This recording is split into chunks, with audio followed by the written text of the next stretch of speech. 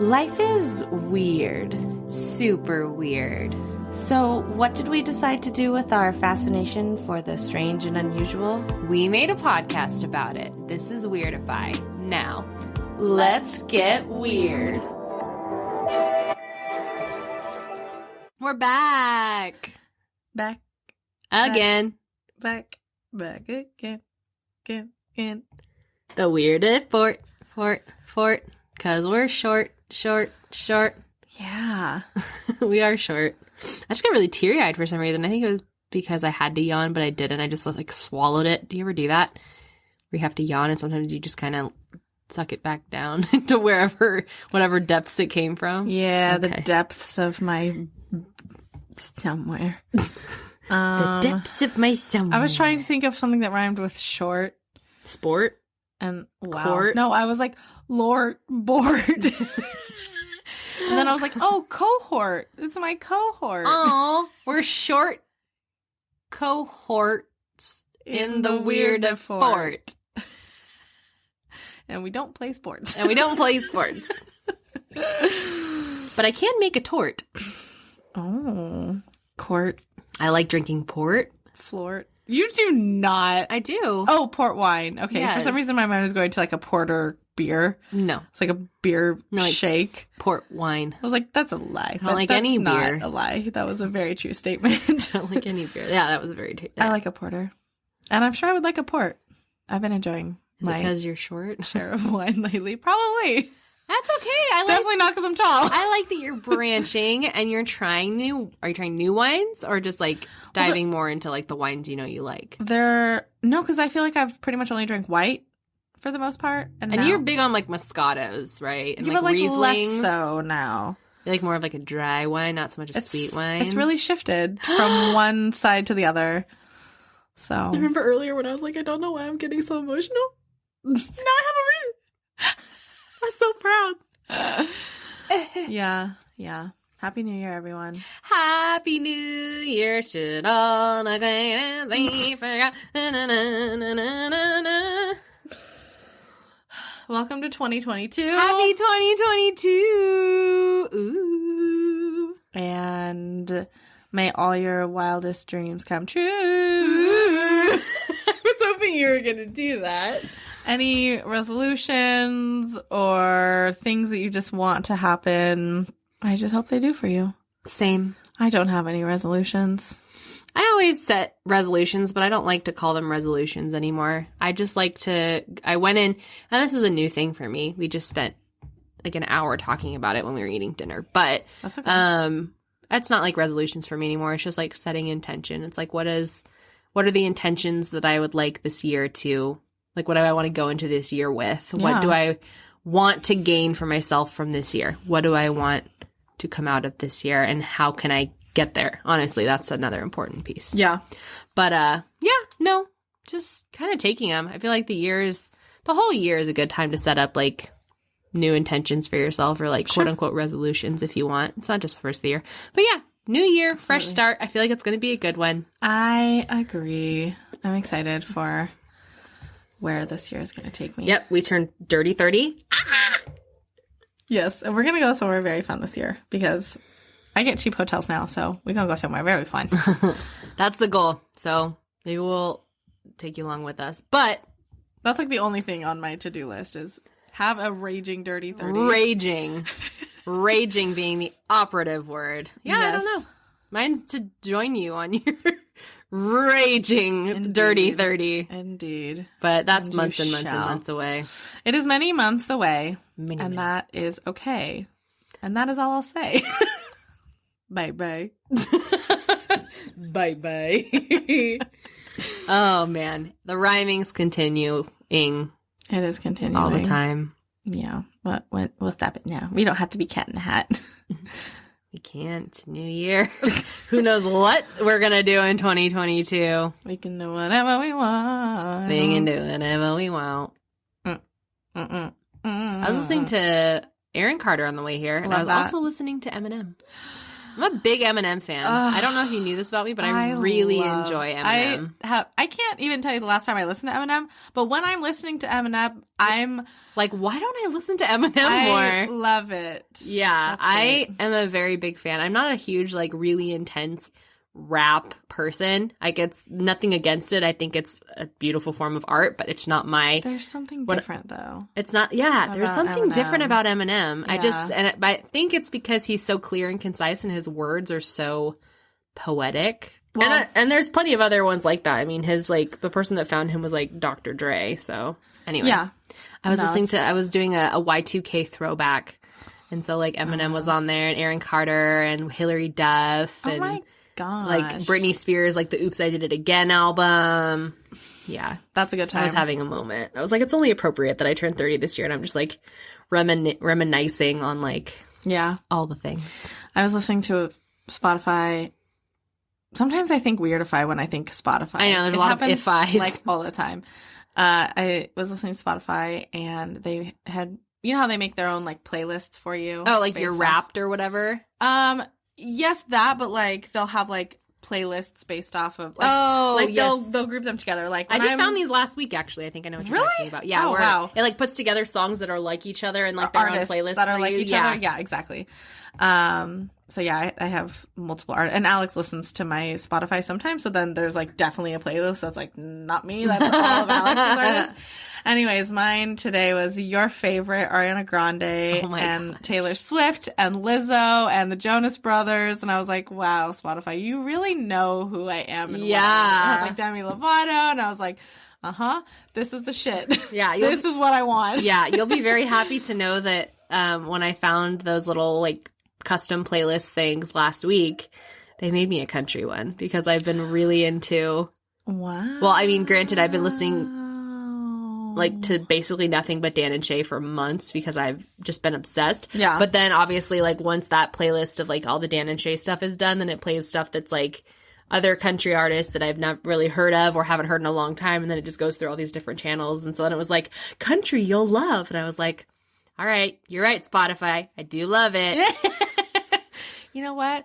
We change and we grow. That's very true. That's very true. One year we might like Riesling, and the next we might like a good Pinot. One year we might not like country. And one day I might like beer or coffee. I don't. Okay. The day will come eventually, maybe, where I'll tell you, I'll be like, Amanda, I have big news. And then I'll just like fall on the floor and die. And then you won't even get to hear my news because you'll be dead. And I'll be like, yeah, I'll get a defibrillator and I'll bring you back to life so then I can tell you the news that I like coffee and beer. That's a great story. But that day is not this day. I still remain a wine and tea person. Yeah. Okay. Well, we'll work on it. Okay. We'll work on it. Sounds good. Beer is very acquired, but like wine, there's so many different types of beer. Yeah. I just haven't tried one that I really am just like, I mean, I can appreciate it for what it is. I'm just not like, I don't sit down, I'm like, oh, I just want a good beer. God, yeah, me either. Don't lie to the folks. Don't lie. Mm-mm. We're recording, right? Yes, ma'am. Okay. I'm just making sure because for some reason it looked like it was flashing. And then I got PTSD from the other time where we recorded like your whole beginning of your story. And no, you're that like, was weird. Oh. I had no technical difficulties this time sending my Word fucking document. It was little bastard, man. Twas.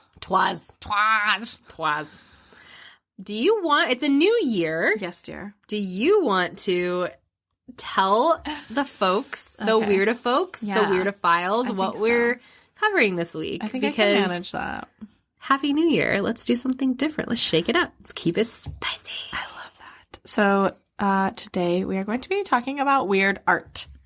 ERT. Weird art. ERT. Weird art. And this episode is sponsored by Alex. Yep, Amanda's husband, for those that aren't very familiar with Alex. He's just like a jack of all trades, and he just kind of knows like a lot about a lot of things. Or just like, I don't know. He just knows, like... It's like an encyclopedia. He really is. And, like, I feel like every time we have a topic, he's like, oh, like, you're doing this. Well, you could do that or this or that or this. And I did tell him for the next one, I was like, let me, like, pick my topic next time. And he was like, okay. Yes. But then I'll probably be like, do you have any suggestions? It's okay. You probably most likely will be, but it is absolutely 100% sponsored by Alex Mejia and his beautiful brain because he suggested mine as well. Mm-hmm.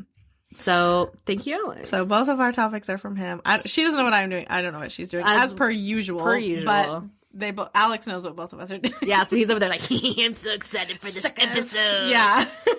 I got all the ins and the outs. Exactly. And first episode of 2022, the little peeb gets to go first. Yay! Yippee! A little peeb. Hooray! My watch went off on New Year's and it had fireworks and it was like, Happy New Year, peeb.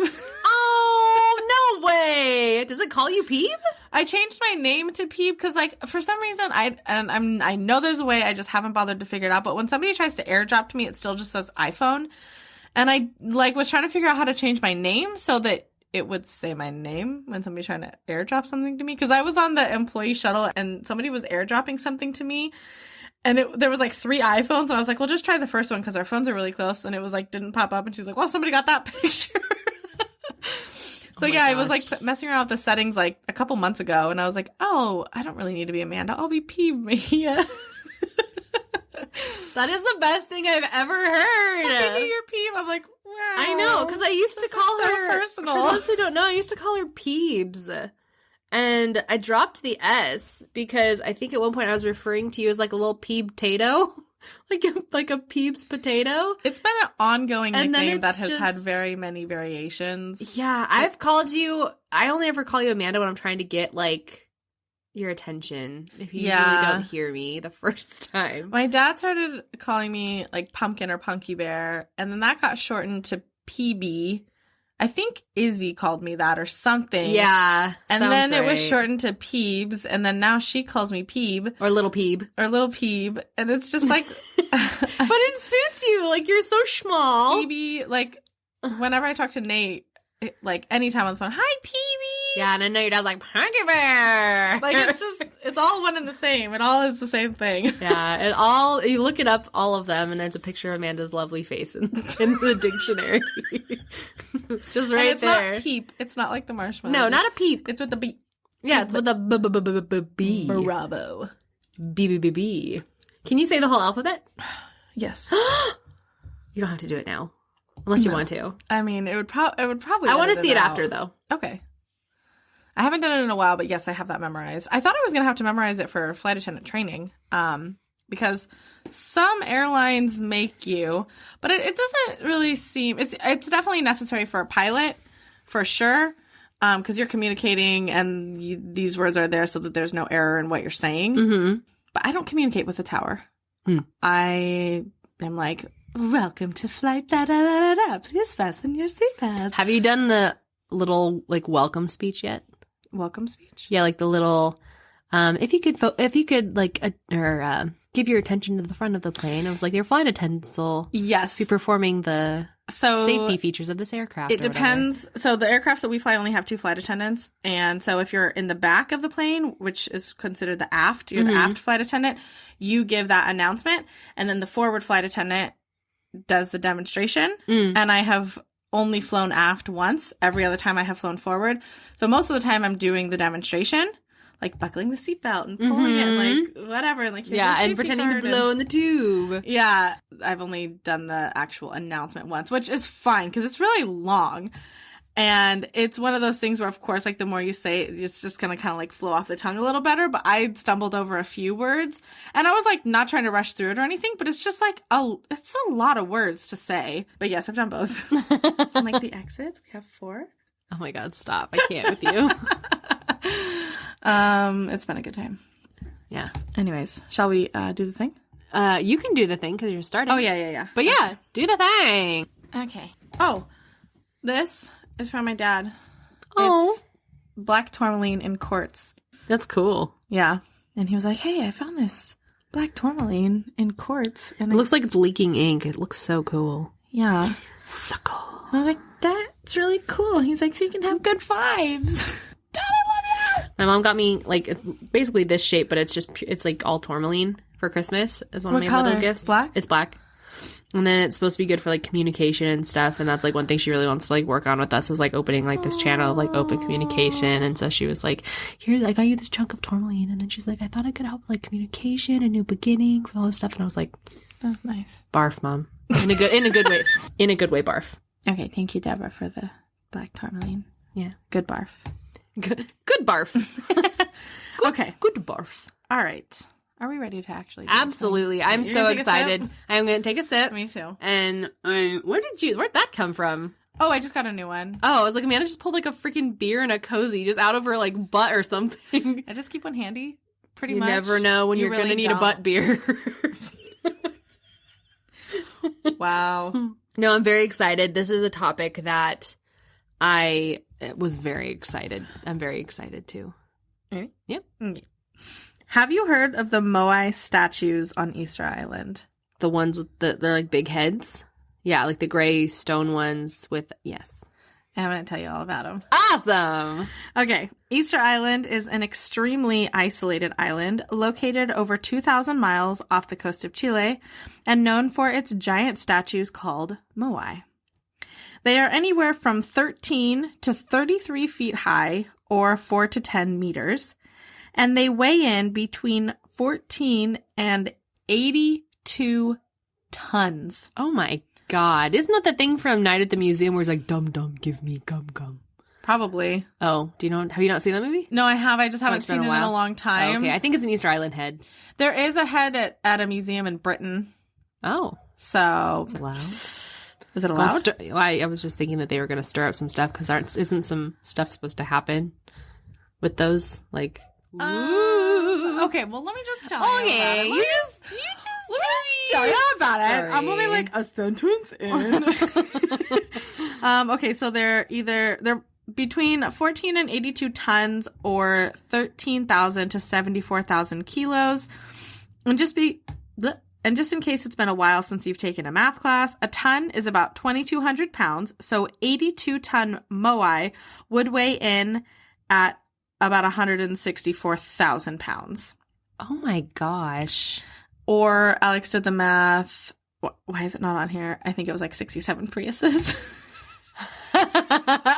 Oh my gosh. That's funny. Or 57. I can't remember. There's about 900 of them on the island. One of them that was never finished would have been 69 feet tall and would have weighed approximately 145 to 165 tons. Oh my gosh. Okay. So you know what these look like, right? Yes. Okay. If you don't, I do recommend pulling up a picture, unless you're driving, of these statues. Unless you're driving. Because they are truly incredible, and I just feel like seeing them will just help you, because they're just like really incredible.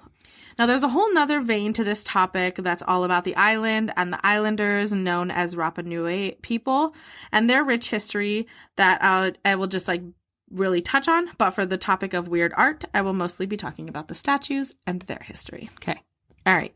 So found on Easter Island, these statues are believed to have been built between 1250 and 1500 AD. Most of them were made out of lava ash, with a few of them made out of trachyte and some from red scoria. They were created first by outlining the rock and then chipping away until you had your desired statue. Mm-hmm. The heads are the biggest feature, with some referring to them as the Easter Island heads, as the head is definitely the most defining thing on the statue. On most of them, it's like a third or like half of the statue is the head. Oh yeah, because they're huge. Mm-hmm. Are there bodies on them? Yes, there are bodies, and I think there's one that's like kneeling, but mostly it's just kind of blocky. Some of them have some kind of arm definition, but mostly it's just kind of like the idea of a body. Otherwise, it's mainly just like head. Yeah. Okay. And then, while today a lot of the detail work has eroded away, I mean, it's an island, it's on the beach, everything erodes at the beach. Archaeologists have unearthed some moai that were partially buried and found detail work on parts of these statues that reflect some of the tattoo work of the tribe at that time, which has helped kind of link them to the tribe, because there's a lot of debate on where these came from and why they're there, and the detail work on that has kind of helped like close that gap a little bit. Mm-hmm. Though there is debate on not only where they were built, but also why they were built, just looking at these gargantuan statues, I can see why people might question their very existence. They are believed to have been built at Rano-Raraku, which is the main Moai quarry, and they are believed to have been erected in honor of ancestors or important people that had passed, though others believe that they were built and spiritually charged by mana. Oh, wow. A force that can, when ritualistically done, reside in an object or a person. Now, here's the weird part, and where a lot of the debate on these come into play. They were moved. About 500 of these massive statues were moved to perimeters on the island and to various locations around the island. And you said there was about 900 on the island? Uh-huh. Okay. The largest moved was about 33 feet tall and almost 82 tons. Oh my gosh. It was transported 3 miles from Rano-Raraku. The remaining moai were moved up to 11 miles from their source. Many were moved to an ahu along the beach. And an ahu is just essentially a stone platform. Okay. And they just would, like, line them up. Okay. And how old did you say that they were? I'm sorry. Or are? They were built... They're believed to have been built between 1250 and 1500 AD. Okay. So old as fuck. Mm-hmm. Uh-huh. Okay, so there's a lot of debate on how people think that they were moved. And some people think, like, they could have been shipped there or, like, transported there on boats. Okay. I didn't even, like, really talk about that because I just am like, how would you do that? It's generally believed that the islanders built these and moved them. That's what I would assume. But it's just so fucking crazy that there's people that are like, no, there's no way. Like, people built them and then shipped them there, which is, like, even more crazy to me. Anyways. Yeah. Okay. So here's how people have proposed that they were moved. In 1955, Thor Heyerdahl proposed dragging them on the ground on a tree trunk. So these are people who are, like, trying to figure out how they could have moved these things. So they come up with, like, how they did it. Okay. And then they did it. So he proposed dragging them on the ground on a tree trunk being pulled with a rope. They tried this with a 13-foot, 10-ton moai. And honestly, like, that sounds awful. My back already hurts. My back is in pain. I'm creaking where I don't need to be. I'm crunching where I don't need to be. So they, like, put like trunks underneath or, like, logs underneath of it and then just pulled it, essentially. Right, and just, like, rolled it, and then they would move the one log in the back. Oh. They just drug it. Oh. Mm-hmm. All right. So one issue I have with that theory is that 13 feet, 10 ton is a teeny one. It's a small one. Mm-hmm. And I don't know. I just don't see this working with, like, 33 feet, 82 ton piece of rock. I do. Dragging it? Oh, not dragging it. Okay. No, I was talking about they chop down, like, the trees and they make the little conveyor belt and then they take the back log and put it in the front and then just keep rolling them across logs. So that's what they used to do back in the day. And I talk about that. That is one of the, like, theories. Oh. But for this one, it's just literally dragging it on the ground. Yeah, so no, I just feel that's like not happening. 10 tons is already, like, a lot. I don't know. I guess I just don't, like, dragging would be physically possible the heavier you get, but maybe you just need more people. I don't really know. Or maybe the people were, like, back in the day were, like, Ripped. Titans. No, maybe they were Titans. Oh, Zeus. Yeah, maybe. In 1970, William Malloy tried dragging them as well by being pulled by a rope. However, he used a cradle for leverage. This is a little bit confusing, so I'm going to read what I have, and then if it doesn't make sense, then I'll kind of, like, give you a visual. Okay. Okay, so picture a V made out of 2 logs, and then it's tied at the top. Okay.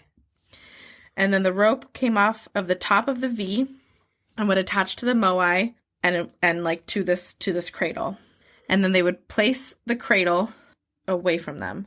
And then they would pull a rope and it would just inch it closer. The 2 logs would dig into the ground, and when pulled, it would effectively move the statue a short distance before repeating the process over and over and over until they got to their location. Does that make sense? Okay. Yeah, I think so. So it's like you, like, plant, like, imagine like this. It's tied at the top. You plant it in the ground, and then you're pulling it. Right. And then you just have it acts as leverage, basically. You just have to keep resetting it every time you want to do the thing again. Gotcha. It seems difficult to achieve, but the leverage used does seem more likely to me than just dragging these huge rocks. In 1986, in 1986, Czech engineer Pavel, yes, Pavel, worked with Heyerdahl, these names, Heyerdahl, to make the statue effectively walk. What? They would they would make the statue twist from side to side, pulling it forward with each twist. This does seem unlikely to me, and it seems grueling and time-consuming, but it could have been done. All right, so the next one is the one that seems the most likely to me, which is the one you said. In 1987, Charles Love suggested standing the moai up on a sled. Big logs... Wait, what did I write? A sled of big logs, maybe? Yeah, okay, great. On a sled of big logs, and then pulling it over smaller logs underneath, effectively rolling the giant statue. They would have a set amount of logs used, and as it rolled forward, they would rotate the logs used to create a continuous track. Regularly spaced post holes are found on a lot of the roads, and they are proposed to have been moved on. Or like people, or like the islanders would... The idea of why they're thinking these were there is that they would put posts on them and then they would use these to help with that. Okay. Love suggests that the upright poles were placed and they would place in the holes as the statues would pass by, and they would be used as cantilevers to help with both pushing the statues up hills and braking when going downhill. And as recent as 2011, they are still hashing out theories. Oh my gosh. Terry Hunt and Carl Lippo suggested that 3 groups could walk the moai. Instead of just having one group on either side, pulling it kind of back and forth, giving it a walking situation, one group in the back would stabilize it, and 2 groups on either side would pull back and forth, and they actually made it happen. I'm going to show you this video when I'm done, because it's really incredible. Okay. And really weird, because it looks like this thing is, like, walking. Ew, I hate it. It's so weird. While they were effective, they were still using a little bit of a smaller statue on the scale of how big they get. Okay. So I would like to see if they would be able to do it with like the 33-foot statue. Maybe you would just need more rope and more people. I don't know. And then last but not leaf? Jesus. Last but not least, and definitely my favorite theory, but perhaps not the most believable. There is a lot of people, just like with the pyramids, the Mayan temples, Machu Picchu, or the Nazca lines, which could be a whole nother episode topic for weird art, is aliens. Yes, a lot of people think that aliens literally brought them to Earth and placed them where they are now. In fact, if you look up almost anything regarding the moai, you will almost definitely see aliens somewhere in your search. While aliens just casually dropping the statue off definitely eliminates a lot of questions surrounding them, I guess adding more too, though, it probably wasn't them. Making these statues truly remarkable and an incredible feat to have created and moved in 1500 AD. You can fly to Easter Island today from Chile and visit these masterpieces. The Rapa Nui still live there and are said to be an extremely kind and welcoming people. Should you arrive and have nowhere to stay, they are said to feed you and open their homes up to any tourists in need. That's so nice. Like when I was reading that, I was like, that's wow. Like that's so cool. And Alex and I were on Google Earth, and we kept dropping the little guy all over this island, and it's like inhabited. There's like stores, and it's like not, I mean, people live there, like, and it's whatever. It's a little teeny island, but it's got something going on. I mean, it has an airport. You can fly there. Oh, wow. I didn't know that. I told Alex that I want to add this island to my bucket list of places to visit. I was fairly enamored while researching these statues and would love to visit this teeny tiny island that has so much history. So I'm going to end it like you. What do you think? Did aliens bring them down, or did a clever civilization figure out how to make and move the moai? Oh my gosh. I didn't end mine on a question, so I appreciate a question. No, guys. Well, that was so cool. I don't know. I say this all the time. I didn't know what direction you were going to go, but for some reason I didn't even go to like weird statues or anything like that, but that was very... Well, Alex was like, very interesting. Like, have you heard of the moai? And I was like, no. And then we were kind of looking it up, and I was like, oh, there's something about these that I'm very intrigued by. Right. And then I actually was like thinking about shifting gears for a minute and doing something else. And I had already had a little bit typed up, but I was like, I don't know, like maybe I'm not really feeling it. And then I was like watching some videos. I think that's what really was like, oh shit, this is so crazy. Wow. Okay, so I want to show you. It does look like he's walking. Isn't that incredible that they're moving it? Like, they're moving it. The fucking thing is walking forward. But notice how they have alternating people. So one person on the left side of the rope, one person on the right, one person on the left. Because it's giving it that rocking. Yeah. Which is making it walk. Absolutely.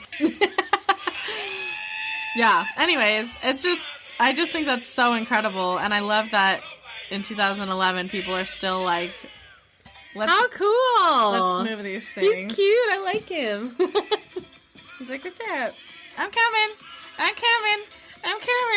I just think that's incredible. It is. It absolutely is.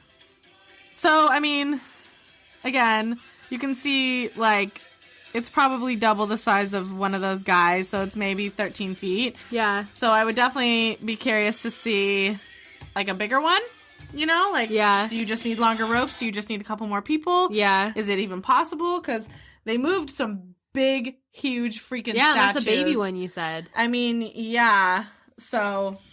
Wow. Anyways, yeah. So that's the Moai. That was cool. That was fascinating. I didn't know much about them. Other than they were on Easter Island. Heard of them. I mean, I feel like when I saw the faces, I was like, I mean, I've seen these before, but like I wouldn't have known from what. Yeah. And there's a lot of history about the tribe and everything too that I was like considering getting into, but it's like a whole nother entire thing. Mm-hmm. But fun fact, it does get the name Easter Island from the first Western European explorers who found the island. Well, they didn't find it. Let me clarify. They sailed their boat up to the beach, and it was Easter. And so they named it Easter Island, and it just stuck. Oh. So it's been Easter Island since then. Interesting. Yeah. I didn't know that either. Learning so much. I bet that'll be a Jeopardy question one day, if it hasn't already been. Yeah. Or like the Western European explorer who named Easter Island. Oh, yeah, the person that it's dude like was. Jacob something. I don't even know. I would not get the question. Hopefully it would be like only $500 if I was on Jeopardy, but... Anyways. But wow, that was cool. I learned a lot. Mm-hmm. I learned a lot. I really resonate with his little like stocky, chubby like. I know. I liked it. He's very, very cute. And it's when you look at it on a map. I mean, it's like off the coast. It's just like its out in own the thing. Ocean of But one of these days, I'm going to go. And visit it. Add it to the list. I only have a few things on the list. It's a pretty short list. You don't need a long list. But if they're all places that you feel would impact you or are really where you feel pulled to or your heart is really aching to go there, that's all you need. Doesn't have to be a lot of them. Nope. I want to see the Northern Lights. Yep. That doesn't surprise me. One of the instructors when I was in training said that she got to go into the flight deck because the captain had to pee or something. And that was the first time she saw the Northern Lights was from the front of the plane. Oh, that's so cool. I was like, that would be so cool. That's so cool. But.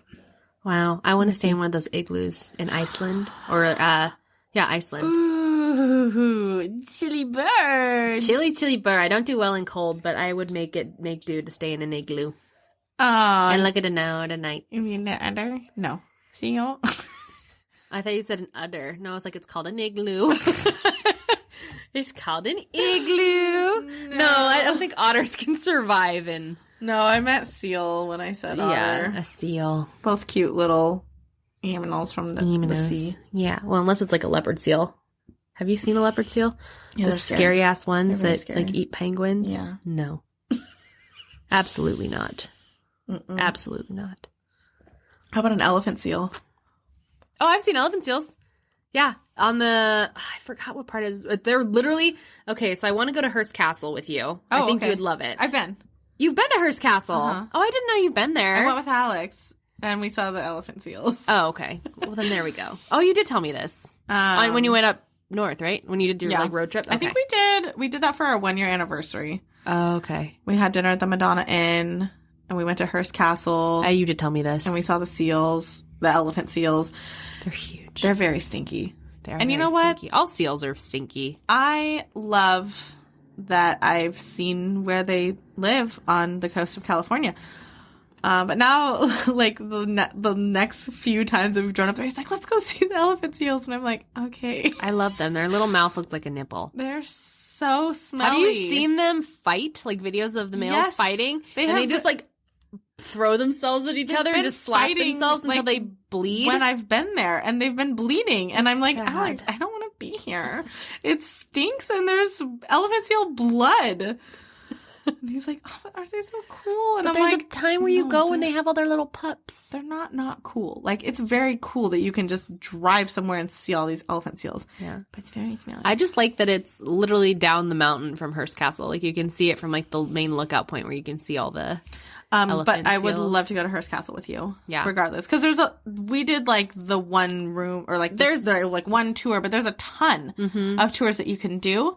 So, yeah. It was so cool. Hearst Castle is, whew. Did you go into the indoor pool area? Indoor pool. Can't remember. I'm feeling like no. There's, like, the big outdoor pool that, like, is, Huge. like, looks like good, like the David, like, Grecian columns and stuff.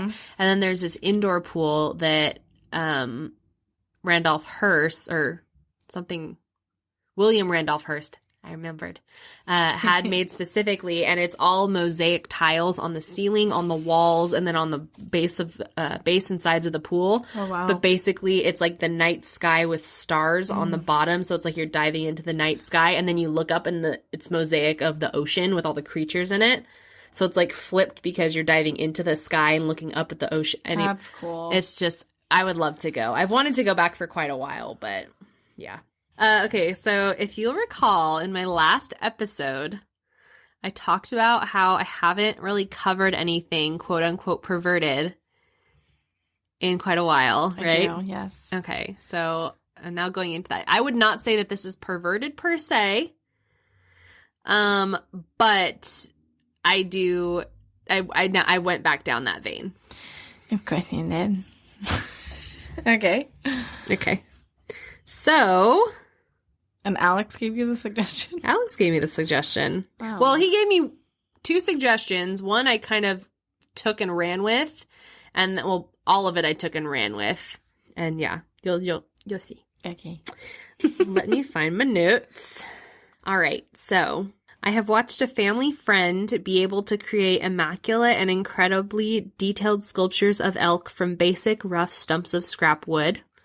I have watched my sister conceptualize something and paint it beautifully while immersing you in a magical, colorful world.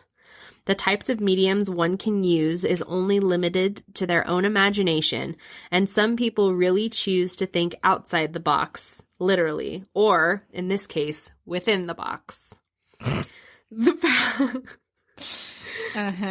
So, The Power of the Female Sex is the title of Season 1, Episode 5 of one of my all-time favorite shows, Sex and the City. In this episode, Charlotte is invited to an eclectic artist's upstate New York home, which she considers a huge honor because he is going to privately show her his greatest collection of works. Charlotte is stunned when he unveils them because in front of her are a bunch of giant canvas portraits of vaginas. The artist very openly calls his series, and I guess explicit language moving forward, he openly calls his series The Cunt, and talks about how each portrait is of a woman that has touched his life in some different way. And though she is stunned, Charlotte does reflect on how powerful the pieces make her feel. So that is what I will be talking about this week. I will be discussing the different types of art that are created using the vagina in some way because A, it's me, and B, everyone loves a creative cooter. And I feel like I talk about peens and like penises and they're so cute and I just am fascinated by them. So I feel like I don't give enough love to like the vagina, and I have a vagina. So I'm like, okay, you know what? There's so much cool art that involves the vagina. I'm ready. I'm here for it. Are you ready? Okay. Let's keep it in the box. We're going to keep it in the box.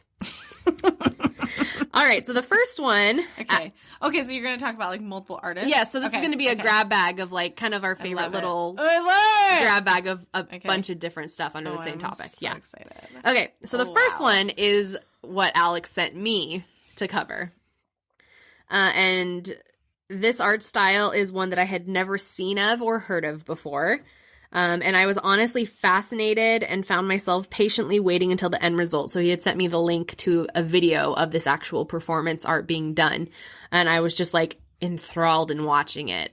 So this is the story of Plop Egg, and it was started by the Swiss artist Milo Moira, who debuted the installation at the 2004 Art Cologne Fair in Cologne, Germany.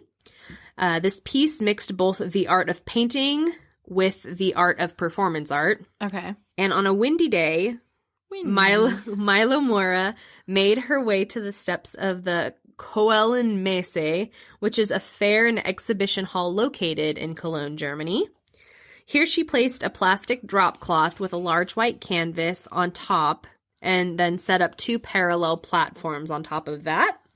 She then stripped down completely naked, nothing but her birthday suit, no bra, no panties, no pasties, nothing. Just everything, top and bottom, just on display. Okay. Right at the main entrance of this, like, plaza. I was like, okay, go girl, you get it. So she took her place on one of the platforms, and she had made, like, a little square, like, dressing area for herself that just covered her bottom, boobs completely out. And within the privacy of that covered area, she would shove eggs containing different colored liquids into her vagina. Wait. One at a time. Okay. So think like people use like Benoit balls, like the sex toy Benoit balls, and then they'll like shove them up their vagina as like pressure and like pleasure and stuff. Okay, so she would stick the eggs up her vagina, and then once the egg was in place, she would emerge and then straddle the open area between the 2 platforms, so 1 foot on each platform. And they were like those horizontal ladders that you stand on, so like the little risers, so they were like this. She'd put foot, and then she'd just be straddling them. And then below her was the canvas. Does that make sense? Okay, yeah. Okay. So here she would get into what looked like a very intense position that a woman usually labors in. And she would push the egg out of her vagina and onto the canvas below, where the egg would then plop, break, and then spill out the colorful liquid inside onto the canvas. She would continue to do this time and time again, and upon conclusion of quote-unquote birthing the eggs, she would make her way down the platform, still all completely nude. She never got dressed. She would stand next to the canvas, and then she would grab a giant sponge roller that looks like the ones that you paint walls with, but really large. And then she folded 1/2 of the canvas onto itself, and then she rolled the roller on top of it to press the sides together. And then she opened it, and then all the eggs had different colors in it. So then when she squished it, it was like when you fold a piece of paper with paint and then you open it, and it's this beautiful, like, it was very cool. The colors were really complimentary. It was like oranges and pinks and just very, very cool. And again, when she opened the canvas, what was left was a beautiful piece of mirrored art in the lovely tones of red, pink, and orange. And when diving into the performance and the art piece, there have been many takeaways. There is, of course, most often there is the theme of the egg leaving the womb, menstruation, all of that good stuff. Okay. These eggs that she's using? They're just eggs. I think they're eggs, and then she drains like the yolk, or she dyes the yolk. Okay. I didn't go into that much detail as far as like what was actually in the egg, but they were eggs because they dropped from the height and just broke like a regular egg. Okay. And so would she roll the like egg shells in it too? Mm-hmm. Cool. Okay. Yeah, and then when they did the picture of just like the final product, there weren't any eggshells on it, so I think she just picks them out, but she just kind of rolls everything all together. Okay. And then another takeaway was like how powerful the vagina, which is like one of the most feminine symbols, and the act of laboring and childbirth and all these like really intense, like just beautiful and like maternal, just so anyway, another takeaway was kind of interesting. It was on the fact that artists are essentially the creators and give birth, and art shows like the Art Cologne help give birth to the different generations of artists. So usually the like younger generations are always looking to older generations of like, what did they do? How can we make it better? And so it's just this cycle of like birth and living and dying and then rebirth and just like, yeah. So it was really fascinating. And I'll show you all the pictures of like all the different art pieces from all these people. Okay. So that was the plop egg. Thanks, Okay. Alex. Thank you, Henry. Okay, so this one I was obsessed with. Absolutely obsessed. So the next artist is a British artist named Jamie McCartney. It's a male. And in 2008, McCartney made casts of over 400 women's genitalia for the piece that he called The Great Wall of Vagina. Oh, okay, clever. I see what you did there. And he used plaster of Paris to cast the women and create 10 different panels that made up the 30-foot art piece. McCartney said that he was originally inspired by the culture of cosmetic procedures that are intended to dictate how a woman is supposed to look in face and figure and even down there. He refers to this as body fascism and the fact that there is a whole industry made to make women feel shameful about this part of their body. About every part of our body. True. But like the period industry is like run by men, which just it flabbergasts me. Did you hear about the thing where like NASA sent a woman to space and she went to space for, oh my God, I want to say like 7 days. Yeah. And they give her 100 tampons. Yeah. Is I this heard enough? that and it's like, is this enough tampons? And it's like, I think they just assume that we just dump like gallons and gallons and gallons of blood. No. Anyway, yeah. So, yeah. Well, I am like, you would have a hard time convincing me that if men had periods, that whatever tool was needed for them to like not just be bleeding everywhere would be free.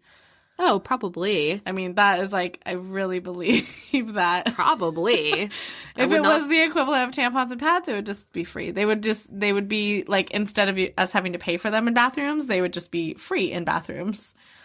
Or it would be like, you know. Well, that's why you and me now use the Diva Cup, because we don't have to pay for tampons and shit.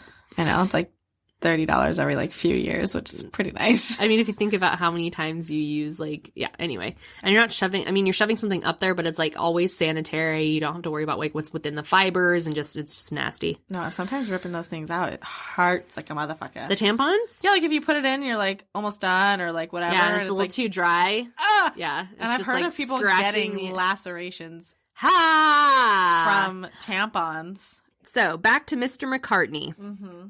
So McCartney's Great Wall of Vagina has been in multiple galleries and festivals throughout England, as well as at La Triennale di Milano in Italy. He hopes to eventually make a piece with a cast of a woman from each of the 50 United States. And his next piece is titled Monde Civitano, which means world citizen, and it will be a cast of women from every single country on our planet. Oh. He already has identical twins included in the Great Wall of Vagina. No, that's a lie. It's pronounced vagina. Vagina. No, sorry, I believe that he has the following folks for his next Monde Civitano piece. Okay. Not in the Great Wall of Vagina. So he has identical twins, transgender women, and I don't want to sound ignorant. Transgender women. Those are women born male and are now and transitioned to female, correct? Yeah. Okay. I'm just making sure. I'm like 99.999% I think that sounds right. I don't want to sound ignorant. I apologize. Someone correct me. I won't be offended. Yeah, because if somebody was like, I'm a trans woman, then you identify as identify as woman. Okay, yeah. That's what I thought. So yeah, he has identical twins, transgender women, pre and post labiaplasty patients. And he still is searching for a wider range, not just anatomically, but also aesthetically, so that he can truly represent how diverse that area of women are. Mm-hmm. And this is the tagline on his website, which I was low-key obsessed with. It says, "It's not vulgar, it's vulva." And I was like, that is everything. That's everything. I want it on a bumper sticker. Yeah. Oh my gosh. So so funny. Well, it's hilarious because not many people realize that the part that you can see is the vulva and the part inside is the vagina. And so it's so funny because it's not vulgar. It's vulva. Yeah, it's fun. It's funny because I've corrected Michael. Now I have him conditioned because he no longer refers to it as like vagina. Like he's like, look at your vulva. Or like, it's just really funny. Or he'll like scratch Lady's like belly and she has like her little like cooter out as dogs do. Yeah. And then he's like, look, it's her vulva. Not her vagina, her vulva. It's very funny. Oh my anyway. God, you're so anatomically correct. But it's just, I told him like a couple of times and now it's like, that's how he knows it. Anyway, I love that. So that is Jamie McCartney. Okay.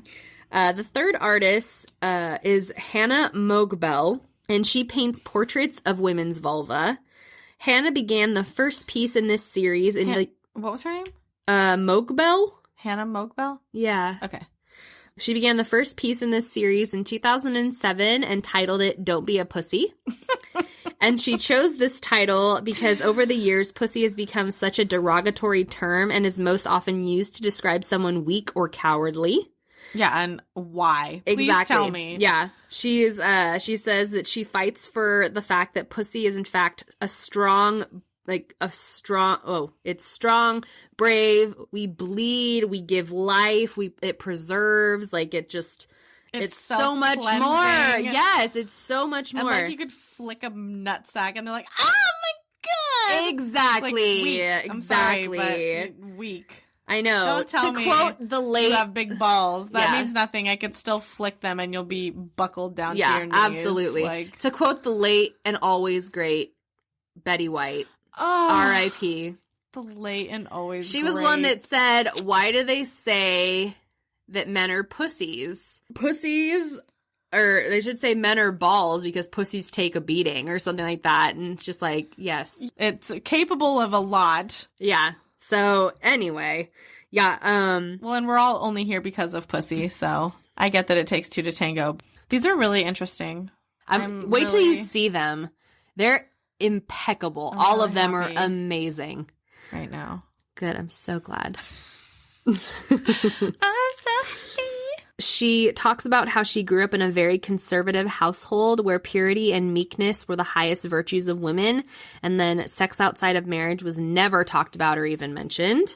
She was molested as a child, and because of her upbringing, she always felt shame and guilt and that she had failed to protect her own modesty. And she felt unclean about herself. That's so sad. As she got older, she realized that she wasn't alone, and she started creating these portraits to help give the victims of sexual abuse a voice. And she explains how most often the victims of sexual abuse feel like they are voiceless, and more often than not, they will internalize their feelings or harbor self-loathing from a deep, unspoken ugliness that they feel. In the description of the piece on her website, she states, "Give vulvas a voice, a face, a visual space for their existence. I want to contrast feelings of shame and smallness in a silence which I have known too... smallness in a silence which I have known too well. In attempt to shine light on the darkness, I paint vaginas 4 feet tall. These are intended to be dignified, powerful images which command respect. I want to portray women's most intimate parts as unapologetic, bold, beautiful, and assuming a posture of pride.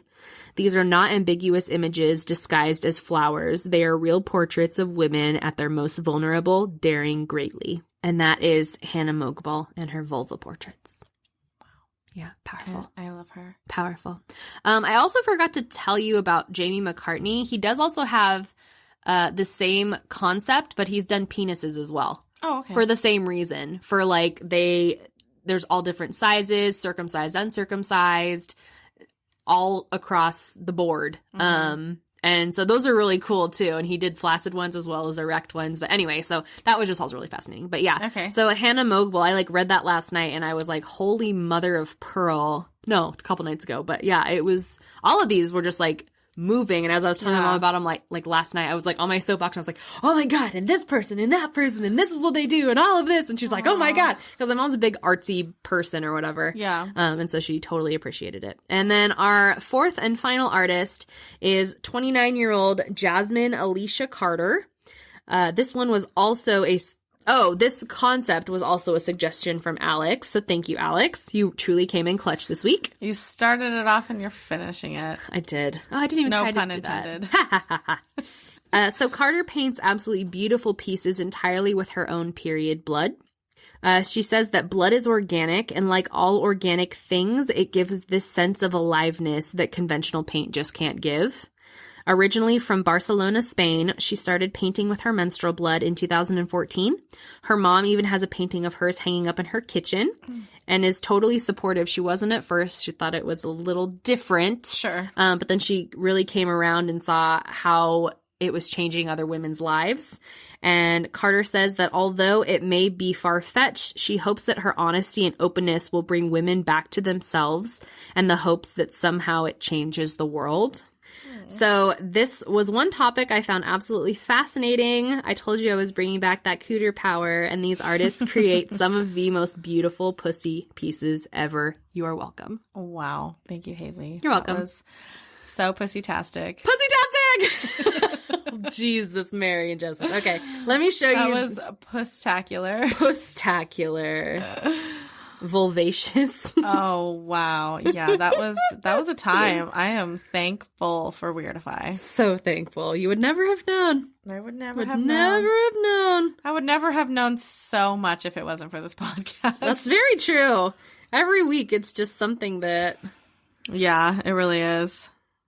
Let me see if I can find the painting. So this is her standing on the platforms, and that's what it turned out as when she rolled it together. Interesting. It looks like a uterus.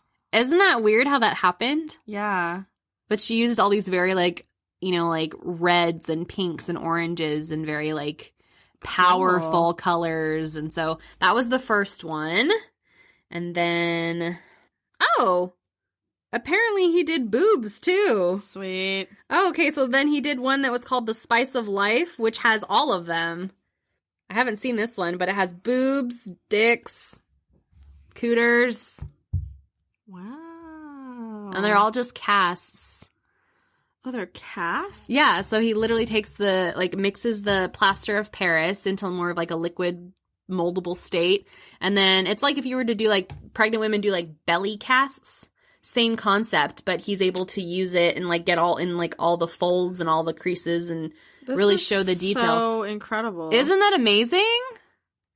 Wow. Yeah, I'll show you the Great Wall of Vagina, because it's like so empowering when you like look at it. Great Wall of Vagina. Vagina. How many times will we say vagina? Vagina. For the cheap seats in the back. Vagina. Like, it's just so cool. Oh, wow. Because everyone's so different. Like, it's just fascinating to me. You think that it's like, That's okay, a lot of pussy. right? Wow. But it's so cool. I don't know. Maybe it's just because it's all white and there's not much detail to it, but it's just like, I think that's so cool. He didn't add any color or glazing or anything. It's just the white plaster of Paris, and it's just so impactful. And I just find it absolutely fascinating. He did one with dicks too. Oh no, there it is in like another angle, but it's just so many. Wow. So many. Yeah. I've never seen his, the one with like, whatever he called it, this a little bit of everything or whatever. Mm-hmm. Anyway, okay. So then these ones are obviously much more lifelike, but let me go to her actual website because I feel like you can see more of it there. So they're just all like just portraits of just just vulvas. I say just vulvas, but it's like all different types of vulvas. Isn't it amazing how different they look? Yeah, it's just insane to me. Those are much more lifelike. She paints them more lifelike. Well, it's like the other one is like literally a cast. Yeah. But then with the color and the everything, it's definitely that much more real. Anyway, you get the gist. The gist. You get the gist. Yes. And then the last one. So you can just scroll through her Instagram, but she paints with nothing but her period blood. Oh, that one's really cool. I haven't seen that one. It's like an embryo. Wow. So she probably uses a Diva cup too. Yeah, probably. Probably. Or something similar. Wow. Like, I liked the mandala was really cool. Yeah, that's really pretty. And it's all like, it looks like it has like the little fetus in the middle of it. I don't know. I was just fascinated. Just absolutely fascinated. I can make you a moon phase portrait with my period blood. Oh, that would be great. Can you? I'll frame it and everything. Yep, great. Cherish it for Want forever. It. Love it. Take it. Great. So, yeah, anyway, those are just a bunch of different... That's beautiful. Thanks, Haley. Art mediums. Vagina awareness. Vagina awareness. Yeah. Rock the vag. Well, I say that. My mom, when I was telling my mom, she was like, well, you want to make sure you're inclusive. She's like, don't make it seem like you're like showing favoritism or whatever. Because she was trying to be like, just like people that aren't born with vaginas. So that's cool. Yeah. Like, as in like include dicks? No, she was just saying because like a trans woman isn't necessarily born with a vagina. So it might be like a triggering thing to like be talking about. This is all she was saying. Okay. Was kind of like. I don't get it. I don't understand. I don't know. Just not everybody has a vagina, or they want a vagina, or they feel like they should have been born a woman. You know what I mean? Not. Yeah. Just being sensitive is what she was trying to say. And I was like, no, I get that. That's why I was like, it was more of like an empowering. Yeah. Like just an empowering thing, because people talk about dicks all the time and whatever, but they never talk about. Well, and it's like you were saying, it's like in like this masculine. Oh, you're grow some balls or whatever, and don't be a pussy. And it's like, well, yeah, okay, and it's like, really? well, actually, yeah, totally, actually, no, I love it. Those are all beautiful pieces of art. Thank you for you're welcome telling me about them. You're welcome and showing them to me. You're welcome. Well, mine had head, so maybe there's a similarity. A cooter and some head. A lot of head and a lot of cooter. I was like sitting here thinking like, man, we really didn't have a similarity on this one. Like a lot of times we just randomly have something that just makes sense, and then it just popped into my head. That's amazing. Yeah. No, that's fine. A lot of head and a lot of cooter. Yeah. That's what we should title this episode. Perfect. It's perfect. Oh my gosh. If you've ever painted with your period blood. Yeah. Do you remember me asking you if you would do like a moon facial with me and like put your period blood on your face as like a mask? When was that? Was that in high school? No, that was like few years ago. Really? Yeah. I would have to look into that. I'd have to research what that does to my face. Okay. But sure. I was just curious. But I didn't know if you remembered me saying that. Weird with you. Oh, okay. Under the moon? Huh? It's called a moon mask because your cycle, like a woman's cycle, is supposed to like basically mirror the moon as the moon changes each month. Mm-hmm. That's why it's called a moon mask. But basically, so it has nothing to do with the moon. No, I mean we could do it under the moon. That would be great. Can you imagine just us like dancing under the moon with like red faces? And Alex is like, "What the fuck are you doing?" The neighbors are like literally calling the cops. What is going on? Have you seen the movie The Proposal with Sandra Bullock and Ryan Reynolds? To the window, to the window, to the wall, to the wall, to the... Yeah. Yeah, that's a good one. Yeah, it'll be like that, except we'll have our period blood on our face. Awesome. It's the exact same thing. All right. Well, 2022 is going to be very exciting. 2022 is off to quite a start. It's off to the races. A start. It's off to the vagina. Yeah, off to the vagina. If you have a vagina, or you don't have a vagina, or you've painted with your period blood, or you've been to Easter Island, and or you have a head, or you have a head, or you can walk, and doesn't involve people pulling ropes to make you walk. Please write on in. Write on in. We're hoping to get some more stories here in 2022. Yes, weirdifypodcast@gmail.com. Send us your bloody stories and your vagina stories. Your bloody stories. Your bloody stories. Send it to us. Yep, weirdifypodcast@gmail.com. And you can find us on Instagram, Twitter, Facebook, YouTube. Yep.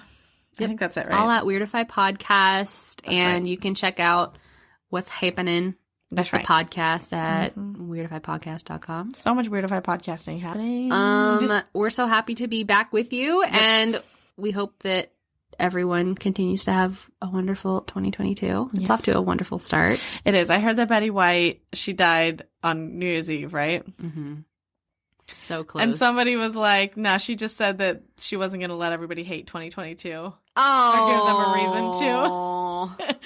I was like, I love that. I'm rolling with that. Yeah. So, she was almost 100. Her birthday's January 17th. Yeah. So, yeah. She very just said, soon. no, I'm going to die She's soon. like, I think I'm good. I'm just going to go now so that my you don't have a gosh. reason to hate Have you this seen new all year. the pictures, though, of, like, the Golden Girls? And it's, like, finally reunited. And then it's, like, thank you for being... Betty White, thanks for being a friend. And I was like, oh, my feelings!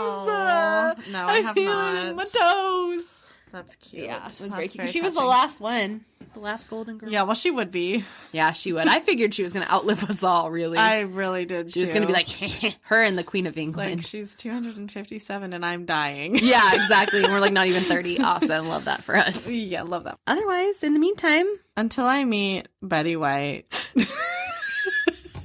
Until the next time. And until Haley and I dance into the moon with our period blood on our face. yes, Keep it weird.